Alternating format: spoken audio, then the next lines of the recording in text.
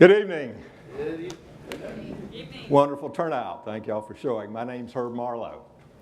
Welcome to the first of somewhere between 12 and 15 forums such as this, where we will replicate the discussion that the elected officials are having in their policy group meeting. So we're going to give you the opportunity to have the same sort of discussion that they are having, and I'll take what I hear from you and feed it back to them in theirs.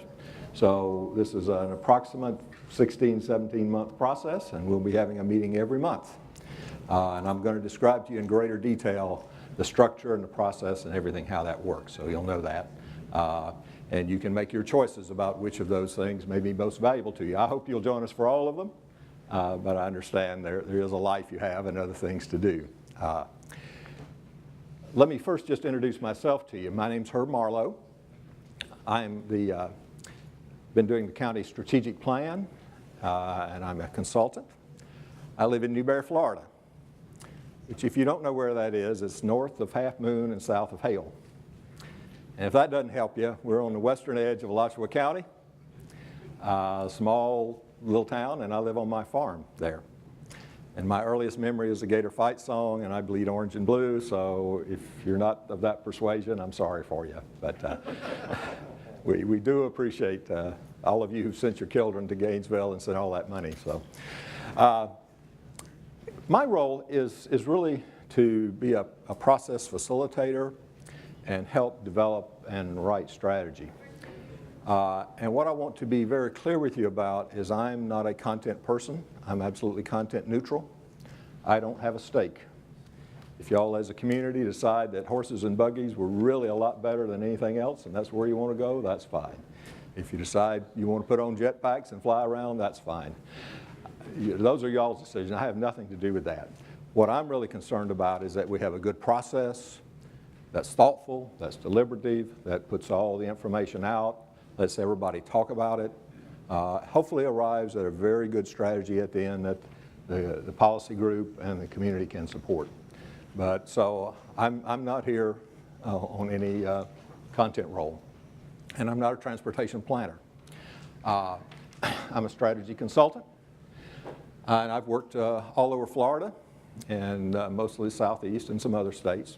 But most of my big urban experience is in either the Tampa Bay region, Orlando, Central Florida, Palm Beach to Miami-Dade, Atlanta, or Austin, Texas. So that's just my experience. Doesn't make those communities any better or any worse, but that's the world that I know. Y'all know other worlds because y'all have lived other places and done other things. And we're going to use all that knowledge in this process. And every meeting's the format will probably be somewhat different. And before we leave tonight, we'll talk about formats. We'll also talk about, we're here tonight, whether y'all would think it'd be better to move to some other locations in the county. I'd like to hear your perspectives about that. We want to make it as convenient for people as possible. This was the easiest venue for us to have tonight, but we're not bound by this venue.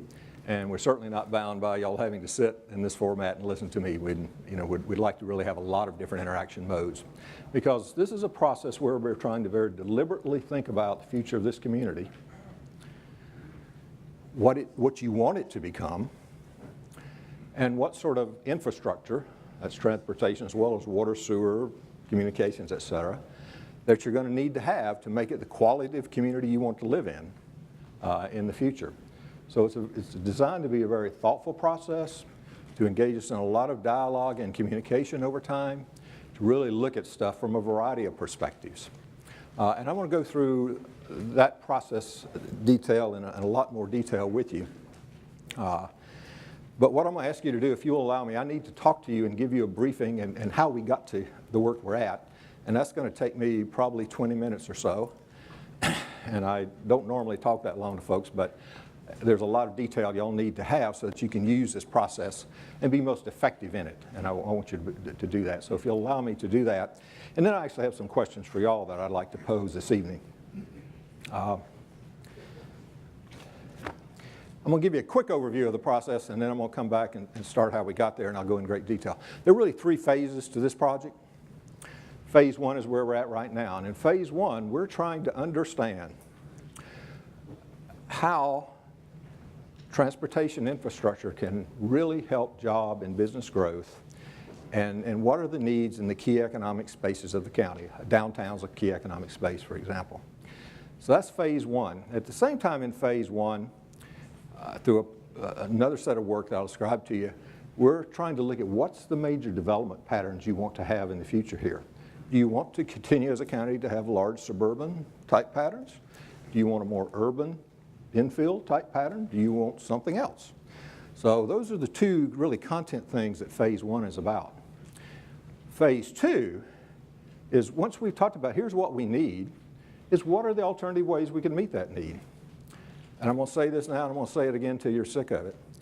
At the policy group level and at staff level, there are no pre-selected solutions. The guidance I have from the policy group is all solutions are to be on the table. So we're not sitting here having decided on this or that or that. There's no pre-selection. That's not to say that individual members of the policy group don't have their favorite modes or methods or that, but as a body, there is no pre-selected solution. All solutions are on the table. So in phase two, we're going to look at all the various solutions. And we're going to look at them from the viewpoint of what do they cost, what are the benefits, what do we think is going to work or not. And then in phase three, we've got to look at how do you pay for those solutions. And we're going to, again, there is no pre-selected funding solution. They're all on the table. Again, that's not to say that individual members of the policy group may like or dislike certain funding mechanisms, but as a body, they have committed to not select, not even to talk about funding yet, until we get through looking at needs. So we're not going to talk about solutions till we've done needs, and we're not going to talk about funding till we've looked at solutions. So we have a very logical process here because we don't want to do it backwards, saying let's get some money and then figure out how to spend it. We want to have a case that can be made here, very strong, logical business case to the community. Here's what we need, why we think we need it. Here are the various solutions. Here's how we can pay for them. So that's what the process is. Now, with that said, I'd like, if I may, to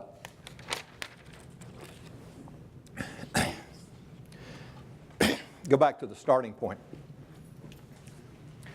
I was originally engaged to develop a strategic plan for the county.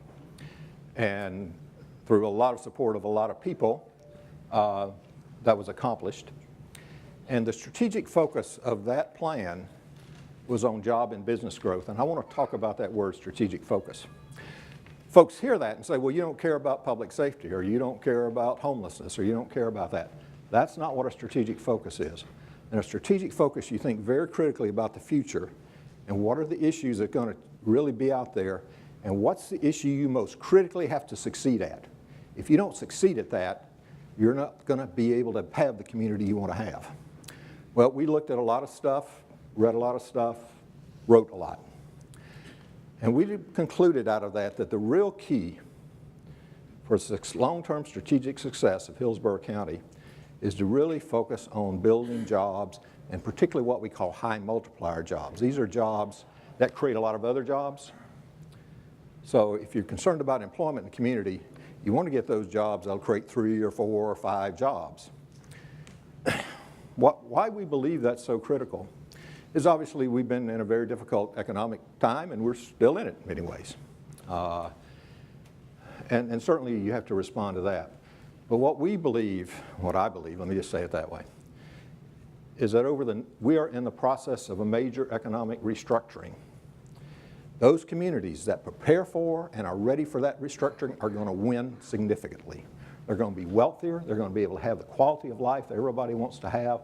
They're going to be able to have the type of community you really want to live in. Those communities that don't prepare, that miss that, are just going to be so-so communities. A few will fail because they've really missed it badly. So there's no reason why Tampa Bay region and Hillsborough County cannot be the type of community that goes through enormously high quality of life, that provides very good jobs, creates a lot of community wealth that enables it to make all kind of public investments, and has really what we can call a sustainable economic model, and a model that's going to really build a good future and the sort of quality of life you want. Now, when you start, if you can let me just go and I'll respond later. So once you start looking at that, however, you find out it links to everything else. If you look at the correlates of poverty, those are some of the things that concern us most: homelessness, crime, school dropouts, et cetera. Poverty is always related there.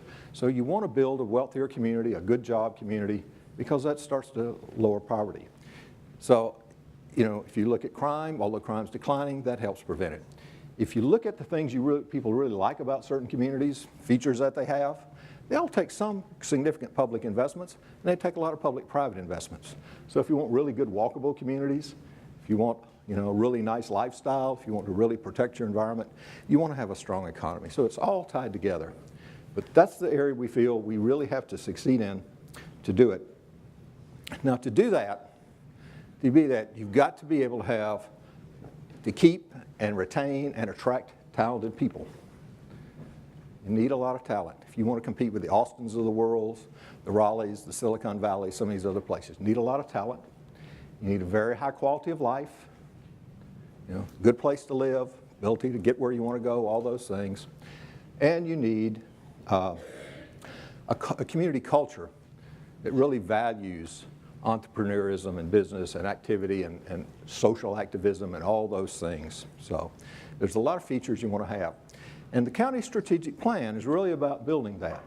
There are a lot of pieces of this strategic plan. This is just one of them, just one. One of the other features that the county is working on and has convened a group, is on violence prevention. Because clearly, if you want to have a high-quality community, you need to be safe. You're not going to attract good businesses or folks to come here if it's an unsafe community. So you want to be safe. So there's an initiative about violence prevention. There's another initiative that the county has convened about mental health and substance abuse issues. I won't try to explain the intricacies of that in economic development, but there is a relationship, and the county is providing that so that you can have a community that cares for folks who have behavioral health issues.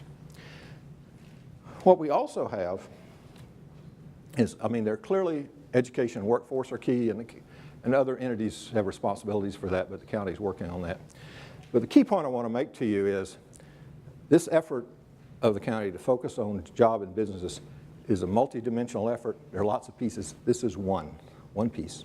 Important piece, but just one. Let's talk about this project in particular. There are actually 7 projects here. Get my numbers right since I'm supposed to be from the University of Florida. That explains it. That explains it. Have to do it by your thumb. If you run out, we go fingers and toes, you're done. All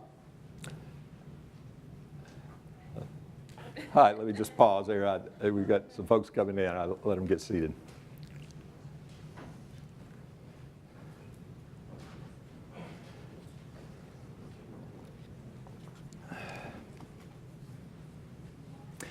Just come on in and fill up, if you will. Got 2 more seats up front. Going. Couple one here.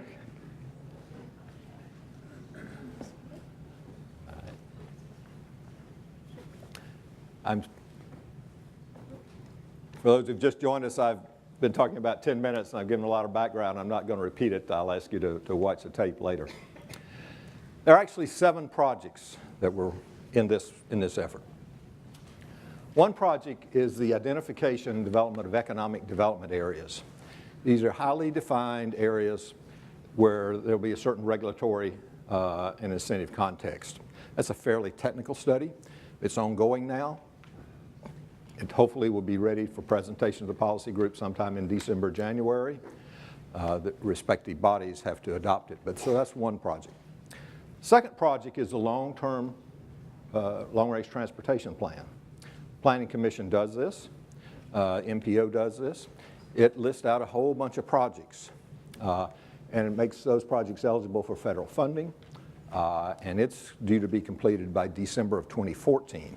So we're trying to, as best we can, meet that timeline to merge that. So those are 2 projects. 4 of the other projects are comprehensive plan updates. And we're going to have a video in just a moment here about that. What's important about that, this is the first time the 3 cities and the county have done their comprehensive plans revisions at the same time. I urge you, if you're concerned about transportation in this county or other issues, you need to participate in this process that's going on, and we're going to show you a video about it. This is a process whereby you as a community will say, you know, we want to build suburbs to every county line to county line. Or we want to fill in our urban areas and have a more dense urban community, or we want something else.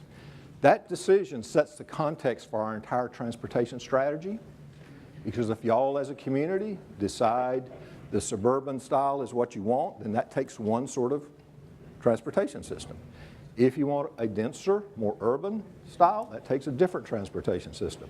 So if you're concerned about transportation, and I assume many of you are seeing the tags here, and you're here tonight, I really urge you to participate in this process. I know it's called comprehensive planning, and that may not sense, but the decision here is going to shape this county for decades. So you really need to participate in that. And with that, can we roll the tape? Here's your traffic report for the year 2040. Throughout Hillsborough County, we're seeing major delays. How long do you currently spend in traffic? Multiply that by 4 or even 5 times. That's what our region can look forward to, unless we plan for future growth right now. There are lots of reasons why about 500,000 more people will live and work here by 2040. We're a county filled with great educational opportunities and neighborhood choices, from rural to urban living and everything in between. There's something for everyone. With an average temperature of 83 degrees, our fantastic weather lets us enjoy our region full of natural resources and some of the most beautiful beaches in the world year-round. We've got it all. A wide variety of restaurants and shopping, arts, entertainment, parks and recreation, all wrapped around a rich cultural history. I mean, we're a proud and diverse region. A region that's home to champions and championships, where winning teams keep their eye on the prize and create a strong game plan and stick to their vision. Now it's our turn to team up, keep our home field advantage, and imagine 2040 to create a winning vision for Hillsborough County. The vision you help develop now will guide the plans that are the roadmap to the future. The 2040 Transportation Plan. And the 4 2040 comprehensive plans for Tampa, Temple Terrace, Plant City, and Hillsborough County. Our communities, our cities, our county, our region. I mean, think about how your life right now has been shaped by plans put in place many years ago. And the exciting thing is, this time it's your turn. This is your time to work for a high quality of life for the next generation. Your turn to forecast a brighter future for Hillsborough County. Come on, let's work together to make better connections between people and places. Work together to turn the challenges that come with growth into opportunities for a thriving future. Time starts now. Go to imagine2040.org to call the plays on the future of Hillsborough County. Tell your family and friends. Talk about imagine2040.org with your neighbors and coworkers. Join me on Facebook, on Twitter. Let's talk about imagine2040.org. Let's design Hillsborough's future together. Together. Together. Together at imagine2040.org. Visit imagine2040.org today to design a brighter future for our tomorrow. This is a limited time opportunity to design a vision for Hillsborough's future together. This offer for those who live, work, or play in Hillsborough County will expire on October 20th, 2013. For more information, visit imagine2040.org.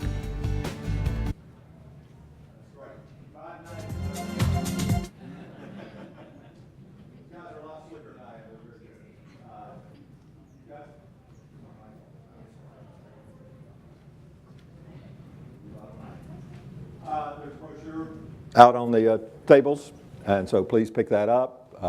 Again, I urge you to participate because the decisions here are going to greatly shape the final transportation strategy we produce. Now, that's the big context, so I'm going to go back again now. into this project, and I'm going to go through it in some detail, and then I'm going to start asking you questions about the sheets that you have. But when we were at the near end of the strategic planning process for the County Commission, we were talking about specific strategies, and we started to talk about transportation. And the Commission very rapidly talked about their prior efforts and came to the conclusion that all 7 of them had to be involved in the process. That simply to delegate it to 1 or 2 members did not work well, because all 7 didn't have the level of understanding that they needed to have, hadn't had their questions answered, etc. So that was the first sort of decision they made. Secondly, they decided that they needed the other jurisdictional partners, being the 3 cities and Hart, to be involved with them, because it's going to have to be a collaborative process, a consensual process. We've got to have everybody there. And in reality, there are 5 entities in this county that have the ability to levy money or fees in some way to pay for transportation if their decision is to put additional funding toward it. And those are the county, the 3 cities, and Hart. FDOT obviously is a statewide agency, and it puts in billions and billions. But at the local level, these are the 5 entities that really have to step to the plate if you wish to have some additional funding. So that was the second reason they wanted to convene this group. What they were themselves, and I'm sorry I failed to say, when I say the policy group or transportation policy group, I'm talking about 7 county commissioners, 3 mayors, and Sheriff Hart. What they also wanted was a process, and they use various terms, but it needed to be logical, it needed to be deliberative, it needed to be thoughtful, it needed to be analytical, it needed to really look at all the perspectives. And so I and staff were tasked to come up with such a process, and we did present that to them. One part of that is the organizing focuses around job growth. How do we create transportation that's going to help people get to jobs, attract the kind of jobs you want in the community, help businesses grow, etc. Now, as you go to that, you'll go to some very broad solutions, but that's our starting point. So that gives us an organizing framework, and that's really what that is. You could organize it around other ways, but we're going to start by thinking about that. They wanted to make sure that we looked at it in the same sequence I told you about earlier. Let's first make sure we understand what our needs are. Then let's understand the various solutions to those needs. And then thirdly, let's understand how we can pay for that. Okay? So that's the process, and that's phase 1, phase 2, phase 3. And we're going to ask y'all, for those of you who want to work with us on that, to stay with us in that process. And if you want to come in at other processes, you're certainly welcome to, but I would really invite you to stay with us through the whole process, because it's going to be a very good one. They also wanted this process to be countywide in scope. And what I mean by that is we need to look at, what are the needs out in Plant City, South County, etc.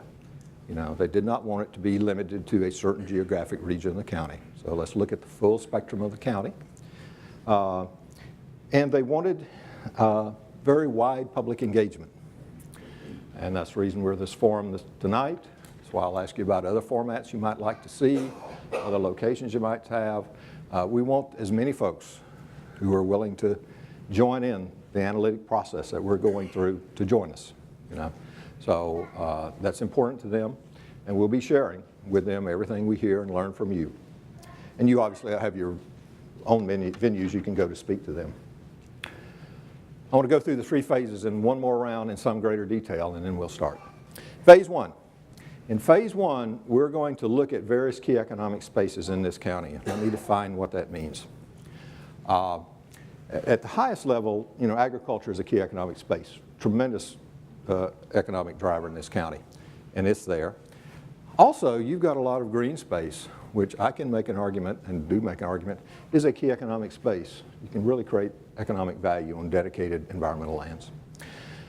But what we're going to look at primarily are 3 types of key economic spaces.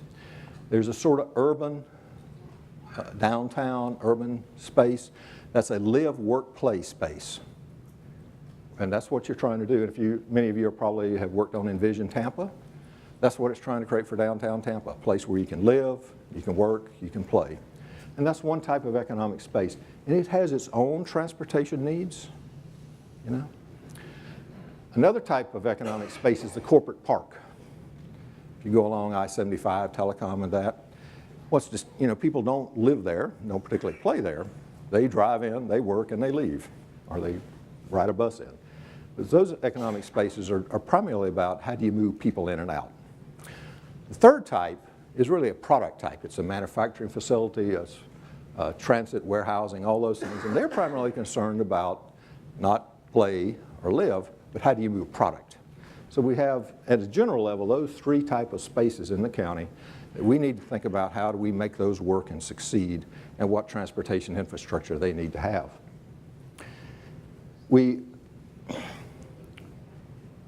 As we look at these spaces, we're going to be looking at primarily three types of data. One, what's the job growth that we expect? We have some mechanisms we can project that, because remember, we're trying to look at 2040 here. So how many jobs do we think are going to be in West Shore or around USF, et cetera? What do we think the residential capacity will be? You know, how many people might live in downtown Tampa, for example? Envision Tampa's goal is 40,000 more people living downtown. How many more people might live in Plant City, et cetera? And the third thing we want to look at is what I call flow. But how many people are going to be coming in, or how much product's going to be coming in, how much product's going to be going out, how much movement, how much stuff do you have to move, how many people do you have to move? And so we've got to look at that. And when we look at that, we can't confine ourselves to the boundaries of Hillsborough County, because a lot of people drive in from Pasco, Pinellas, Polk, Manatee, and Father. So those are the three types of analysis we have to be able to do to say, here's what may happen 10, 20, 30 years from now in this area. And in that context, what's the transportation and other infrastructure we're going to need to make that area work? So that's the planning activity that we're trying to do as we look at key economic spaces, and I'm going to ask you tonight to help me start, get some of the information I need about that. As we look at those spaces, we're also going to try to look at transportation from three perspectives. One, what do you have to have inside it to work well? And again, I'm going to use Envision Tampa as an example, because I just saw that last Friday. But they have in that a rubber-tired trolley that moves basically from UT over to Channelside. And, you know, and it's designed to help movement around downtown Tampa. And that's an example of what we need. What do we need in that space to help people and product move? Secondly, we need to understand which of these spaces need to be connected to other spaces. For example, is there a need to really connect downtown Tampa out to West Shore and Airport, or to USF? Or is there a need to connect Telecom Park to USF? Those are all questions we have to ask, think about, try to get out our data. The third thing we have to ask is about the whole system. How do you make this whole thing move, you know? And how much flow and what sort of modes are going to be needed to be able to get people from wherever they're coming from, at home or other offices, to where they need to be. So we've got quite a bit of different levels of analysis. So that's all going on in what we call the key economic space analysis. That's occurring starting now. We have a whole staff group that meets every Friday, and we're working on that. And our goal is to have that discussion completed by the end of this year. Then we will turn to the various solutions. And at one level, we think there are specific solutions to each key economic space. You know, downtown Tampa may need a trolley. There's talk about up at USF a bull rider over to Temple Terrace. You know, so we need to look at specific solutions for those spaces, and they may vary. Same time, remember that's sort of internal or there, we've got to look at big picture solutions. What's going to move people and product in and out of this area? So we've got sort of two levels of solutions we need to be looking at in phase 2, which is January through June of next year. And we're working on that now. And you know, as that happens, y'all have a chance to discuss those, et cetera. Thirdly, in phase 3,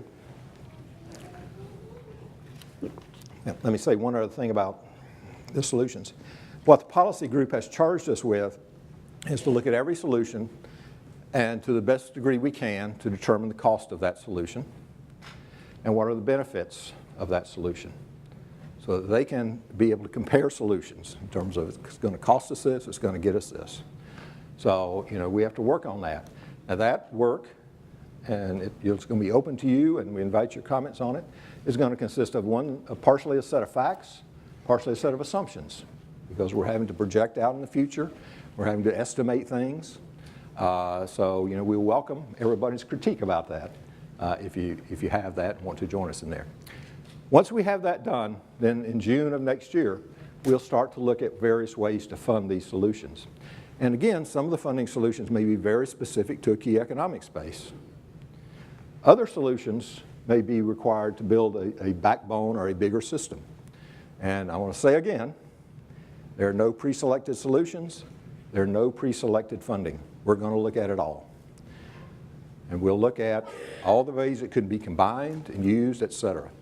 And at the conclusion of that, the policy group will be able to give us some guidance in terms of how they want to move forward with this. And I can't, at this point, have any idea what they're going to say. We'll know when we get to that point. But that will form the transportation strategy that you'll move forward with. And so that's the time frame we're on. That's the process that we want to do. Now, what I'd like to do is I really want to get some of your feedback on these questions. So I'd like to go through the questions for a moment. And then we get through that. I want to ask you questions about locations and formats that you'd like. And then I'll be glad to respond to any questions you might have of me. But I really do want to get through this. So let me explain to you what I'm trying to do here. I neglected to tell you two important bits of information. Restrooms are over there. You're on your own about that. There are no breaks here. And if you haven't turned your cell phone on vibrate or off, if you would do that, so that we have that. You have a green sheet of paper and two white sheets of paper in front of you. And I'd like you to take the white sheet of paper out that has the questions and the numbers on it. Let me explain to you what I'm trying to do here. We're in a phase right now of trying to understand the different perspectives in the community about transportation. We had in our July meeting of the policy group, we had 6 chief executive officers who were primarily corporations who primarily were concerned with people movement. And they came in and we wanted to hear their perspectives about their businesses and the movement of their employees. In our August meeting, we're going to have some manufacturers because we want to hear their perspectives about to move product here, what do you need? And we're going to have some relocation specialists, the folks who look at the market out there and sell Hillsborough County. And what we want to understand from them is what role does transportation infrastructure play in people making decisions to move or expand their businesses here. So we're trying to get as many perspectives as we can. And at this stage, that's really what we want. We want to try to lay out all the perspectives. So the activity I'm going to ask you to go through now is really a perspective mapping exercise, okay? And what I'm going to do is I'm going to ask you to fill it out first. And it's a Likert scale, and you just circle the number that you like best. And then I'm going to go through each question. I'm going to ask, there are lots of you, and we don't have time for everybody to speak. So I'm going to ask, like I'm going to start with question 1. And did anybody give it a 3? And if you gave it a 3, I'm going to ask you to stand. Give me a 1 or 2 minute description of why you gave it a 3. And I'll ask if anybody gave a 2 or a 4, a 1 or a 5. If nobody gave one, I'll try to make one up, just so that we have some comment. But I want to hear, what we're trying to really understand is the different variety of perspectives in this community about transportation. My assumption is there's a broad range of perspectives. Okay? At this stage, we're not arguing right or wrong. We're not saying the majority or minority. We're just trying to lay out all the perspectives. So I would ask you to work with me on that, if you will. And just so in fairness, if you've spoken once, I won't call on you again unless nobody else has it. So I'm going to wait to, whoever wants to go will do that. So if you would you complete the questionnaire for me there? Just circle it.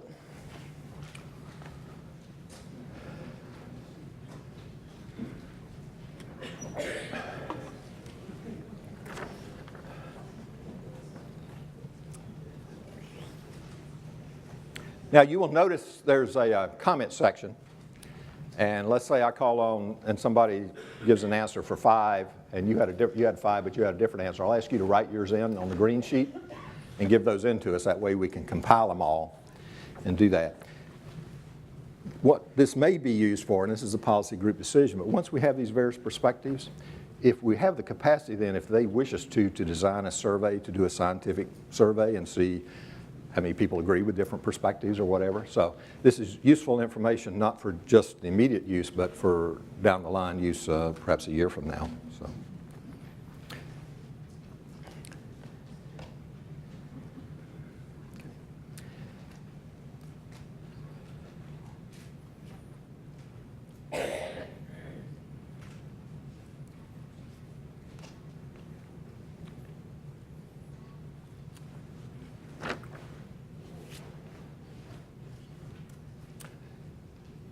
Now, you also have a green sheet, which is exactly the same. And I'm going to ask you not to fill out the green sheet yet, but after you've heard the discussion, complete it. And I'm going to ask you to leave the green sheets. You can take the white sheets. We will ask you on the green sheets to put your zip code, just so we can do a little bit of analysis.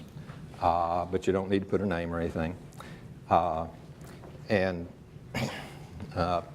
perhaps you've heard an argument that that changes your mind, and that's great if it does.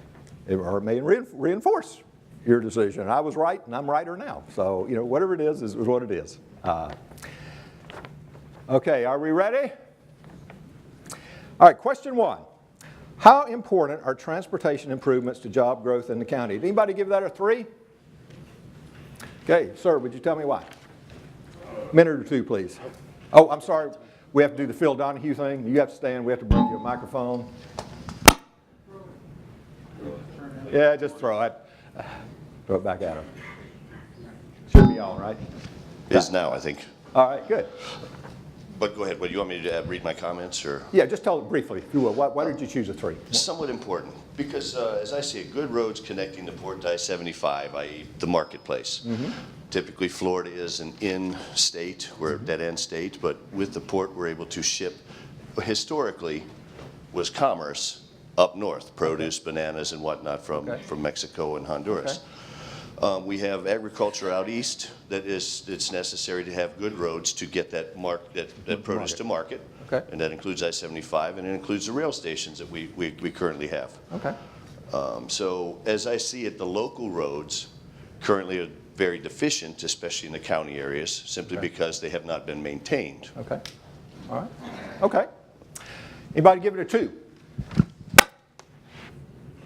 Yes, sir. Tell me why your rationale for a 2. There are no right or wrong answers, folks. I'm just trying to understand perspectives. Sure.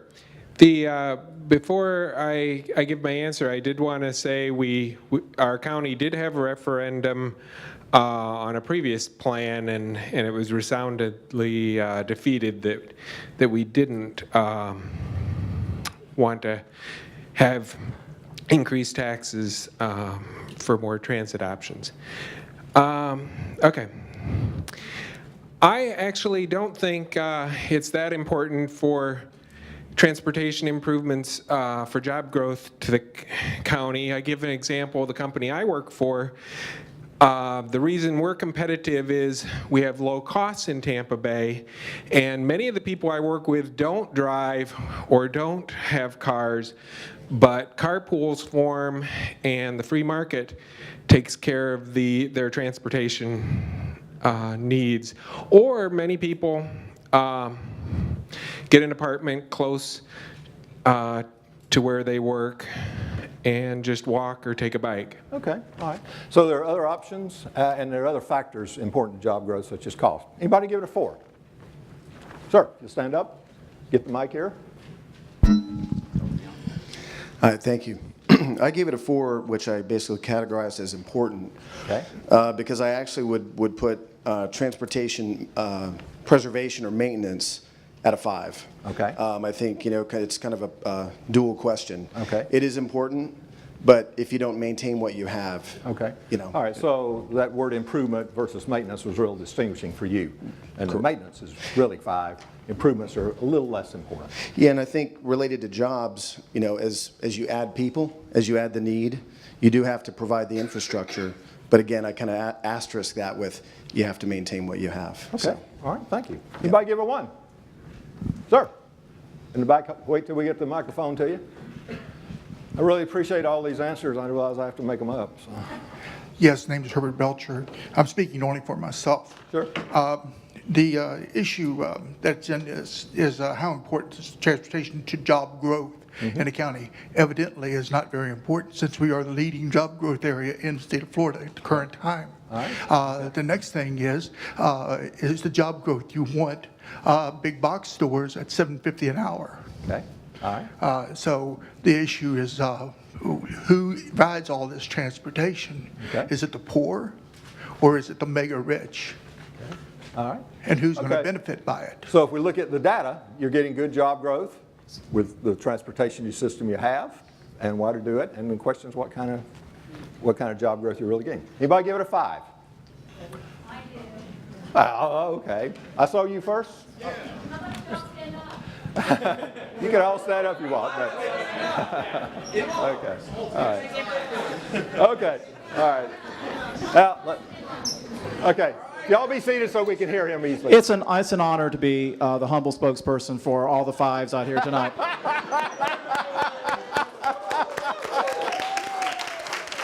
I just want to take you back to a few. I want you to put that on your resume. Yeah, I was like, 5 spokesperson, yes. I just want to take you back to a few years ago from somebody who came to Tampa Bay to tell us why things are the way they are here. The very conservative Republican governor of North Carolina, Pat McCrory, when he was the mayor of Charlotte, compared Tampa Bay to Charlotte, and he said, and he got all the muckety mucks together, all the county commissioners and Chamber of Commerce people together, and said, you know what? We stack up pretty good. Corporation looks at moving to Tampa Bay, looks at moving to Charlotte. Bank of America, for instance, why did we get them, you didn't? Because we stack up pretty evenly. We're very comparable in a lot of ways, except for transportation. We made the hard choices. You have not done that yet. We have a bus system that gets people to work. Corporations can come to our town and know that people can get to work on time. We have a light rail system in our town. We made those investments in our community. We made those investments in our economy. And when a big corporation with high-paying jobs looks at moving to Charlotte or Tampa Bay, they come to Charlotte, we whoop your butt every time, and we will continue to whoop your butt every time, Tampa Bay, until you make those choices and move ahead and try to keep up with us. And that is why a lot of people, Republicans, Democrats, Chamber of Commerce, environmentalists, union, you name it, we're all on board for this in our community because it is our biggest economic barrier to the kind of growth that we all want to see. Okay, great, thank you.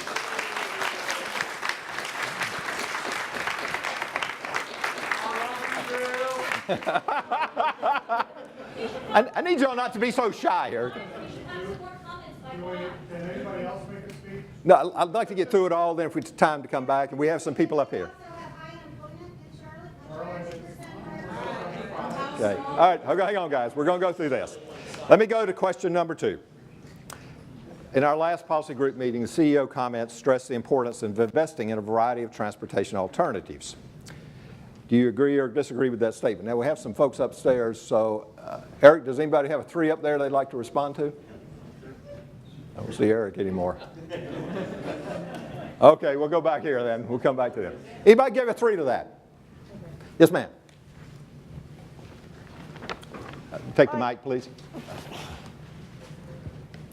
Well, I gave it a 3 because, again, I think we have to support our existing infrastructure.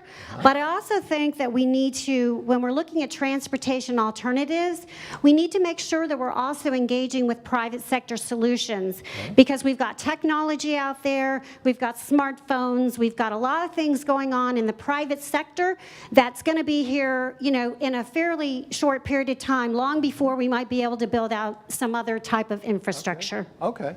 All right, so the key point you'd make is there are a lot of things we need to look at and perhaps invest in that will help transportation systems work faster without major sort of stuff, okay? Anybody up there upstairs give it a 4? We got one. We have one, okay. Let's let that person speak. Eric. All right. Eric doesn't count. Eric doesn't get to speak. Sit down, Eric. Do we have voice? Yeah, that's up here. Taking your tonsils out. Oh, a 5. Okay, all right. I think it was 4. Anybody have a 4? 4 going once? No 4s in this room. Well, let's see. I would make up. Well, let me make up something for it. You need to have a variety of stuff because there's a variety of needs for folks. Some folks need. Oh, we do have a 4 somewhere. Gentlemen, did you have? Oh, okay. I'm sorry. You go. Okay. Okay.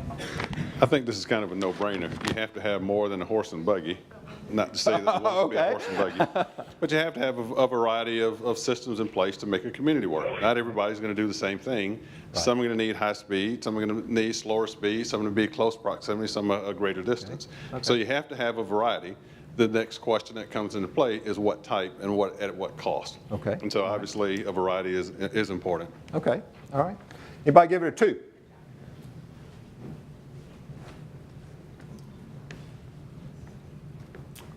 Well, so let me make up a 2.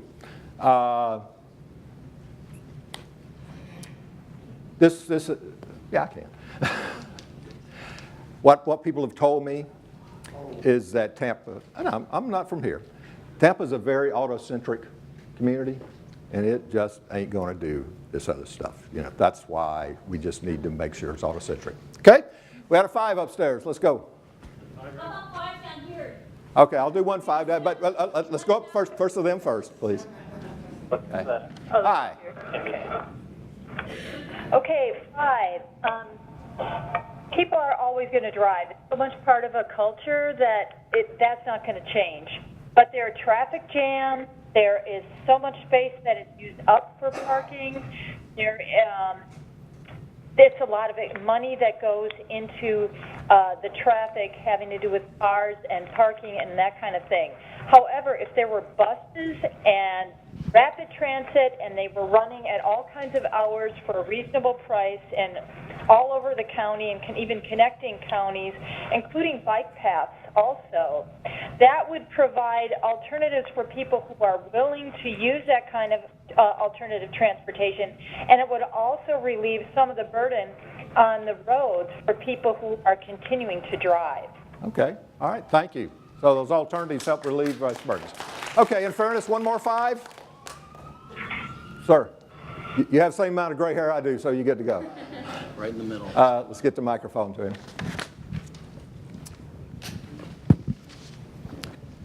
Howdy.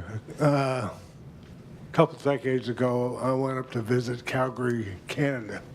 They have a rail system that makes a U on through the northern portions of the city, and a wide tail goes down out to the fairgrounds.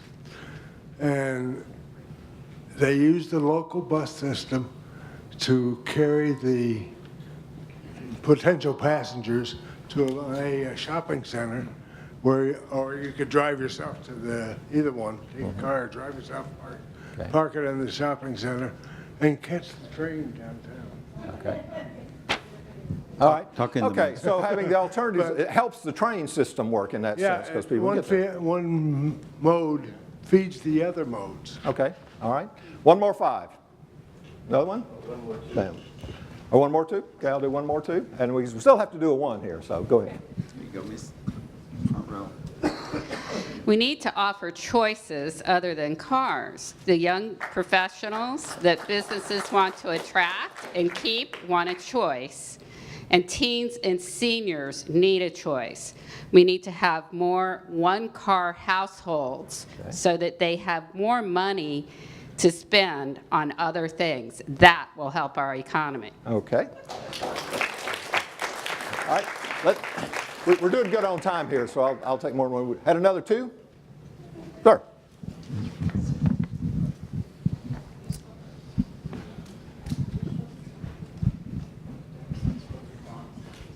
Pardon me, Joe? Yeah, he has spoken already, but because he's only speaking on 2. 2 2s or whatever, Yeah, so I figured go I'd ahead. stand And then up. we're going to go, I'm going to see if there's a lonely one in here anywhere. So.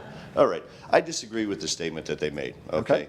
The challenge we currently have is the county has no money to pave the existing roads that we currently have. And the biggest challenge is that they've already spent the money that it's bonded out through 2026. and we have a problem with paving the current roads and the current system that we have. So as far as I see right now, putting the cart before the horse, i.e. let's build all this fantastic stuff and indebt posterity, I find it quite foolish and to indebt them to something that may never work. Okay, all right, thank you. Phase one. All right, have a one. Do we have a one? Okay, we got a one, folks. Over here. Like to hear one. Yeah, there's one in every crowd, isn't there? Yeah, there's one in every crowd.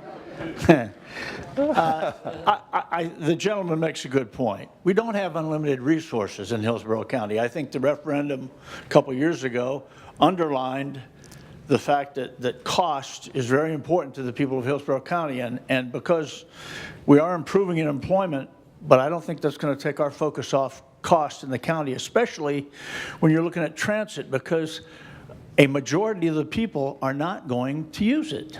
Okay. So you're going to have to be cost effective. Now, well, wait a second. You're going to have to be cost effective, so you can't do everything. You need to enter this process with the idea that we have to make up our minds. We have to tailor our solutions to the specific problems we find and not try to do everything. Okay, all right.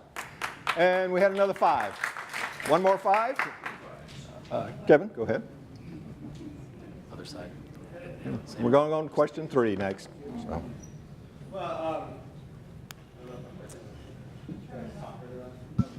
We really didn't want to hear from you. It was just a perfunctory thing. You know, I'm sure. Anyway, I think one of the things that I would say is that freedom is one of the key aspects to any capitalist economy. And when you come down to transportation freedom, that becomes to a question of whether or not you can get one place if you don't have a car that one day, or if it breaks. Your freedom is inhibited by the system that we currently have. And so if we're going to say freedom is important, and that is something we value as a community, giving people multiple alternatives and options is important. Okay, thank you. Okay, let's go to question 3. How important is a Hillsborough be strongly connected to the regional economy? And by that we mean the whole Tampa Bay region, and therefore, you know, a transportation network that allows people to move in there. I would define it as certainly Pinellas, Pasco, Polk, Manatee, Hillsborough at least.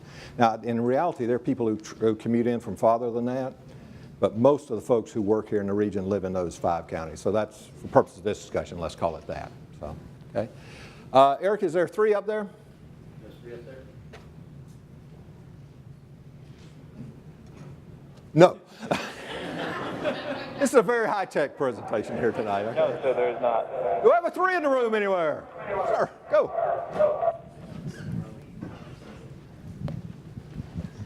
I think that your questions here are poorly designed. They're designed to get a result that you actually want. When you have people that actually have a different opinion, they have a tendency to be shouted down here, so I'd appreciate the courtesy of the crowd. The question, you know, strong connection to the regional economy, is there a proposal to shut down I-4? Is there a proposal to shut down the port or the airport? I don't think that's on the table. We are strongly connected to these areas because we have a port, because we have an international airport. So those things aren't going to go away. The question is how do we accentuate that? Mm-hmm. And so I would say it's somewhat important, but you have to be more clear, as other people have pointed out, about what the region is and what you mean by connected. Okay. All right. Fair. Thank you. Okay. Do we have a 2? 2? 2. Well, actually, I don't have a 2. Well, let me go to 2s right now. Now I'm going to go to all the numbers. All right. Do we have any 2s? Other than this other one gentleman. Okay. We only got one other 2, so you get to represent the 2s. Oh, no. Are you real 2? Are you real 2? Well, he stood up and ignored the question. Guys, let's don't criticize each other, okay? So please don't. He addressed the question. He didn't think it was a good question. So, okay, 2. As I believe this gentleman did speak, we do have an interconnectivity, and it is currently being widened. And as far as it being important to have that interconnectivity, I believe it's very good.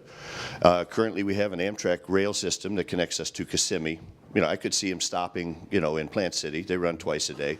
That'll give a reasonable connection to, and reasonably inexpensive as far as our contribution. We can get everybody else in the country to pay for it.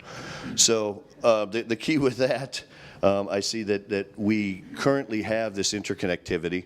People come out of TIA, they hop on to Howard Franklin or the Courtney Campbell, and they scoot over to Pinellas County, enjoy the beaches for a week, then they come back with their rental car, drop it off in West Shore, and they're out of here. So your point is, it is important and we have it? Correct, sir. Okay, fours. Is there 4?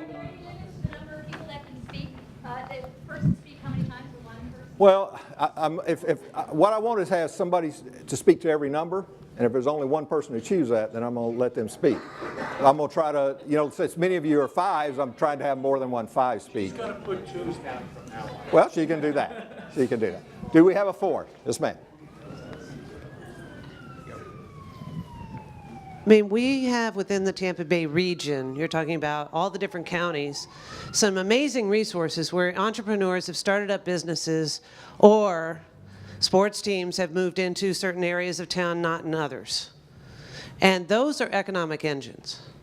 But when people can't get there, when they have to sit and try to go to a baseball game at 7 o'clock in bumper-to-bumper traffic because that's the only way to get there, I don't care how many lanes you have, that's not interconnectivity. When I have an opportunity, okay, when my sons have an opportunity, who have grown up in this area and know it quite well, have an opportunity to get a job, but it happens to be in Tarpon Springs, and they live on Davis Island or Port Tampa, and there's no way they're not going to spend 3 to 4 hours a day in a car going back and forth. And I actually chose, when I moved here, when they were 3 and 4, to live on Davis Island because I knew that they wanted to play Little League. And if I got a job or bought a house in Carrollwood and the only way to get to downtown was Dale Mabry, oh, and it was fine because it's a 3-lane road. Okay? We're talking about 2040, folks. I'll be dead. I don't care what we're doing 2040, but what I do care about is that our young people are leaving this community because they can't find a job and they refuse to spend 3 hours of their day in a car and miss their kids' baseball game because they don't live where they work. That's the reality. If they can't get a job in their own community, down the street from their house, they are limited in economic opportunity. And in this economy, we have enough barriers. We do not need to create more. Okay, thank you. Okay, do we have a 1? Have a 1? Sir. How are you, ladies and gentlemen? My name is Carlos Cabral. My fellow commissioners, my fellow city council, there's not enough resources in Hillsborough County. Me, I have a disability. I can't drive, I take medications. I depend on transportation. We need better transportation, especially with people with disabilities.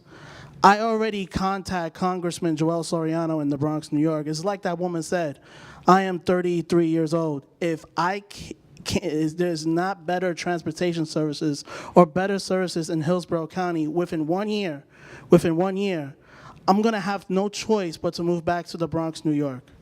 So please, please, my fellow commissioners, my Mayor Buckhorn, my fellow city councilmen, please make the right decision to better transportation systems. Thank you. Thank you.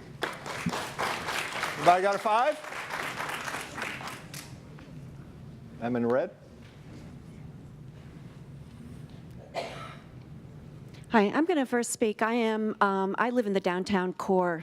Okay. And I've been invested in downtown for at least 7 years. And I'm considering moving. And the reason I'm considering moving is there's no connectivity to the downtown areas. I can't get to Channelside, I can't get to Ybor easily unless I really get in my car.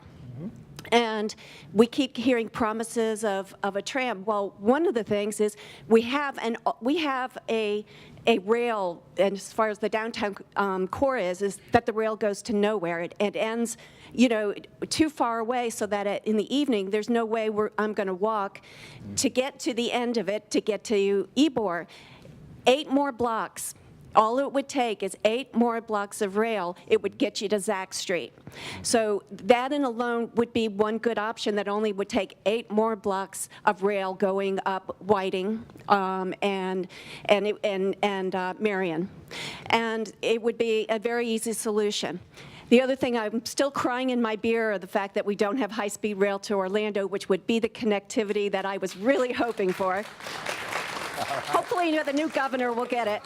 But I'm also excited about getting bicycles where in the day I could ride to Ybor or down to, the bakery, and all the different options should be there. And we're building more condos and we're building more apartments downtown. People aren't going to fill them up if there isn't good options. So I'm just going to speak to the core right now. All right, thank you. Thanks. I'll take another 5. Man in the back. Hi, good evening. My name is Jessica Gordon, and I'm a pediatric nurse practitioner. And I kind of have a different perspective on the whole healthcare aspect, and I kind of want to consider and hope that our commissioners look into the economical impact of healthcare and transportation and transit. Because, and especially with regional connection, because we have lots of specialty services within the area and across the bay, that access to transit is super and critically important. I can't tell you, today I had a patient who missed an appointment that delayed access to care that ended up having to go to the emergency room, which then impacts the cost of our economy and having to, against our Medicaid and our government crisis. So I think that analysis and the economy on our healthcare system needs to be considered, and it's critically important specifically for our children.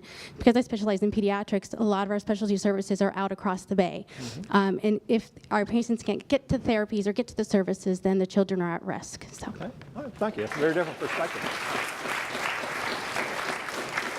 Okay. Let me go to a few others, and I'll go one more round.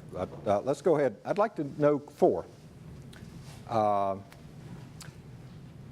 Eric upstairs, anybody choose 3 on question 4? No.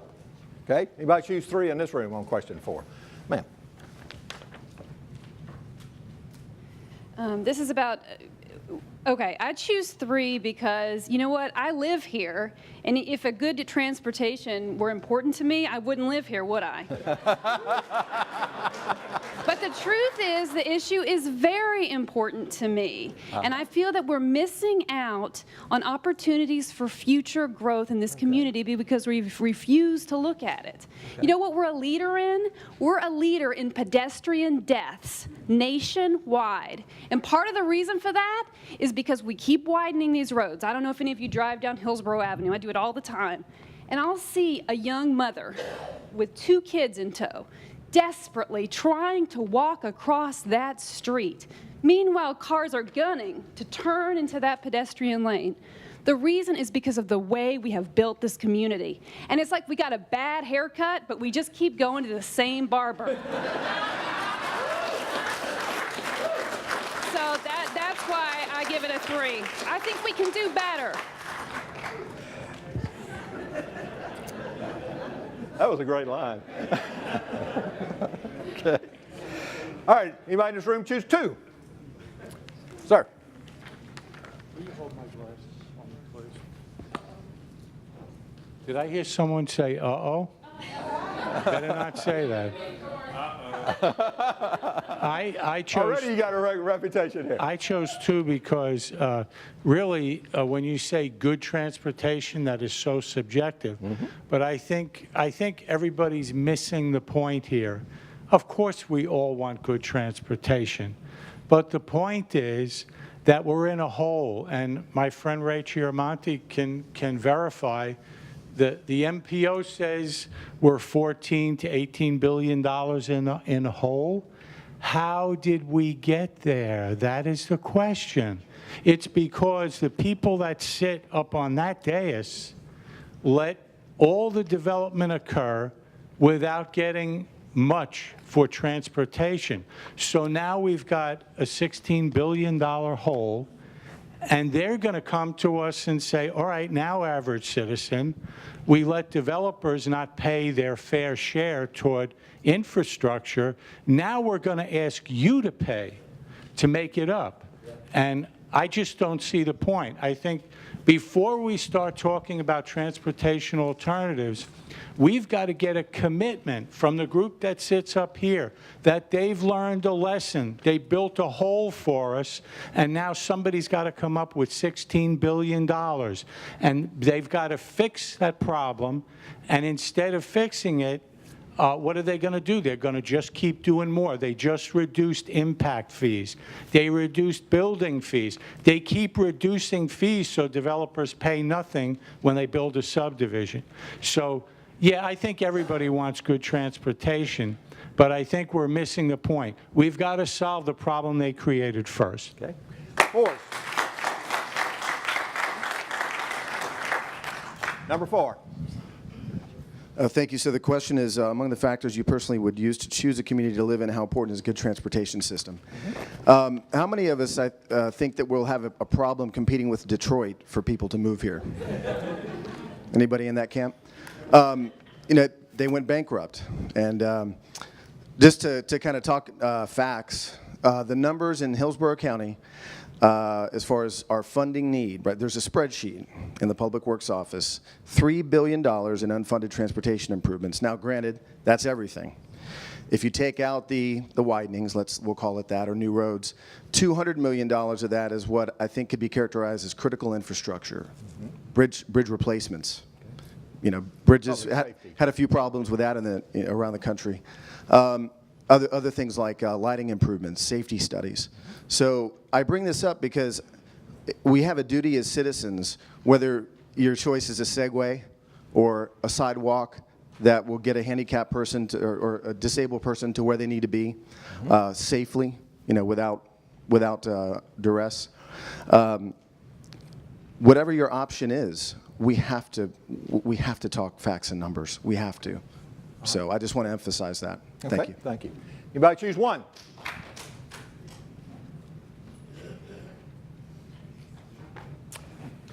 Question 4? Yeah, question 4. Yeah. Number 1. The question asks, how do I personally choose? And all my life I've lived a lot of different places and I've moved many times.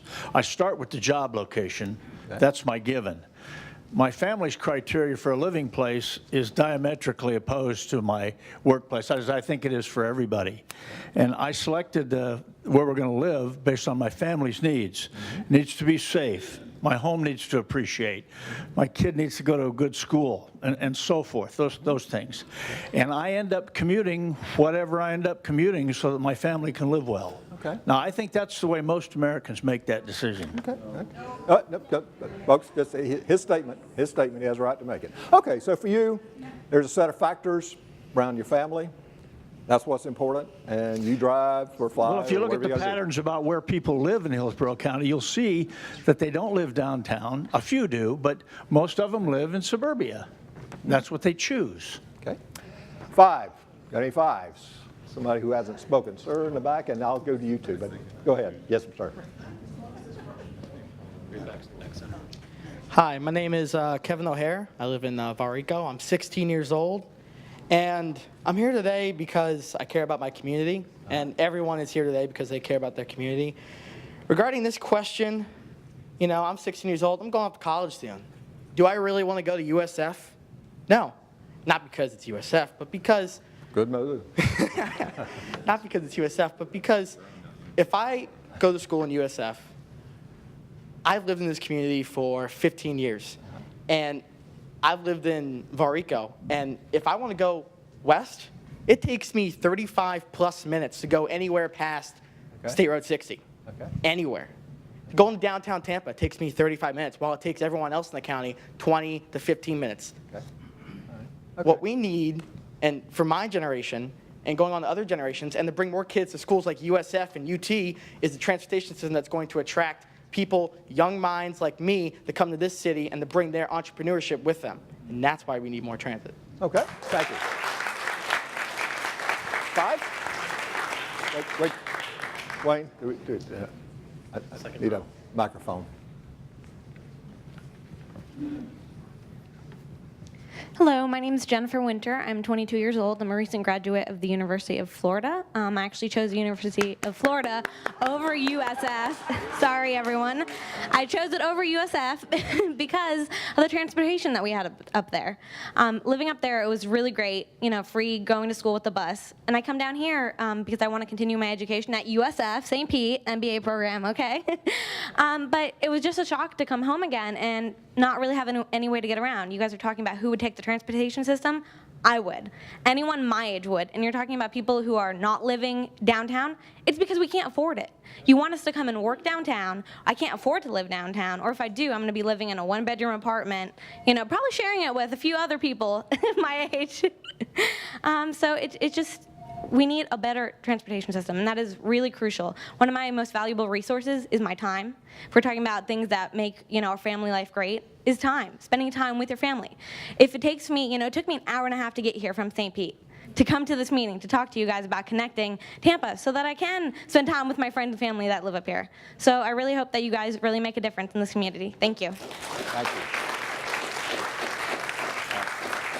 you. I'll do one more 5. This lady right there. I came here 34 years ago from a smaller community so that I could have a job here in Tampa. As a blind person, not only is transportation critical for me, but for the clients that I serve, because many of the people that I work with and serve as clients lose their sight, all or part, at some point in their lives after they have been vehicle dependent. So they've moved out into the suburbs, are doing well, all of a sudden their sight diminishes and they're stuck. They can't get from Plant City to Tampa, they can't get from Lutz to Tampa because they don't drive. Yes, I agree, it's a vicious cycle. We have the issue of not enough money, but at the same time, if we're going to have more jobs brought here to Tampa or the Tampa Bay area, we've got to be able to have some type of viable transportation system, good buses, a very good infrastructure. Somehow we need to find a way. And if it means talking to the developers and raising those impact fees, then let's do what we need to do so that people, not only with disabilities, but the able-bodied, can get out there and work. Okay, thank you.